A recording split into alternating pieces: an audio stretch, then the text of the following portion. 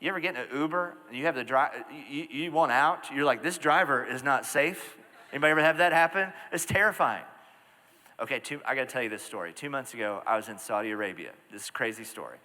And I flew there for an event. We landed in Riyadh. They had to drive us 300 miles through the desert, and they hired a driver to drive us. That's all you got to know. So I'm getting in this vehicle with my friends, and about 30 minutes in, I knew it's going to be a long trip, but about 30 minutes in, I noticed we're still in the city. Like, he's going 40 miles an hour. And so we're trying to figure out how to tell him, can you like go faster? When he goes 41, a siren goes off in the Suburban and it starts to shake and he has to slow back down. Because in Saudi Arabia, they have what's called a speed limiter on the vehicles. If you want to be a taxi driver and you want to be safe, you can't go any faster than 40 miles an hour. So I was about to lose my mind, all right? At one point, a truck full of camels passes us. You know how slow you got to be going when a truck full of camels passes you? My friends tried to take a picture. They couldn't even get their phone out in time. It was gone. And we were driving all night. I went to sleep. I'm like, I guess I'm just going to go to sleep. And I woke up in the middle of the night. We were parked at a gas station. Our driver was gone. And like after 15 minutes, I went looking for him. And next to the gas station, there's this little prayer room. And he's in there praying as a Muslim. I'm like, bro, we got to go. If you become a Christian, you can pray and drive. Let's go. Come on. You know? He's following the rules. He's praying. It takes us 6 hours to make this trip. So at the end of the weekend, when we had to make our way back to Riyadh, we didn't get the hired driver. Me and my friends and I, we found 2 guys in a van. How safe does that sound? We hired these 2 guys. Oh, yeah, this is a brilliant idea.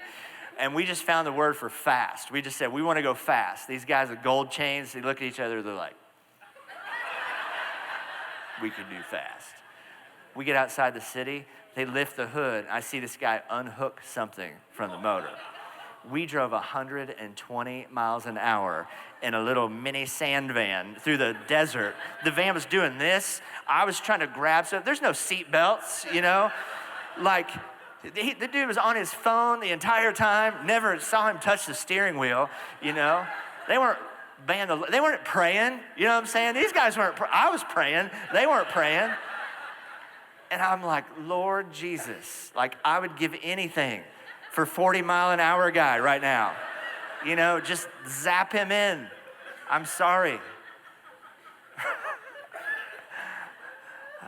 Took us 2 hours to get back. So, how many of you'd agree that's not safe? Okay? Can we agree? That driver, that's not safe. But you unhook anytime you want to. Anytime you get a feeling, you unhook and you let anger get behind the wheel. And man, you run over your entire family. Some of you dads, man, let me just be honest. When you come home at the end of the day, your family has no idea who's about to walk through that door. Because you're unhooked. They don't know, like, is this dad who prays with me next to the bed, or is this Fast and Furious? Who's gonna walk through the door? Because if you can't submit to power, you're not safe to people. You're not safe. Proverbs says this, Proverbs 25, a man without self-control is like a city that's been broken into and it's left without any walls to protect it. You're not safe. You got no brakes. People can't trust you. Your family doesn't know what to do with you day to day. Does that make sense? There's no TSA. And ladies, you're the one smuggling in hurt. Guys, you're the one smuggling in anger into your own home. You're burning down your own house.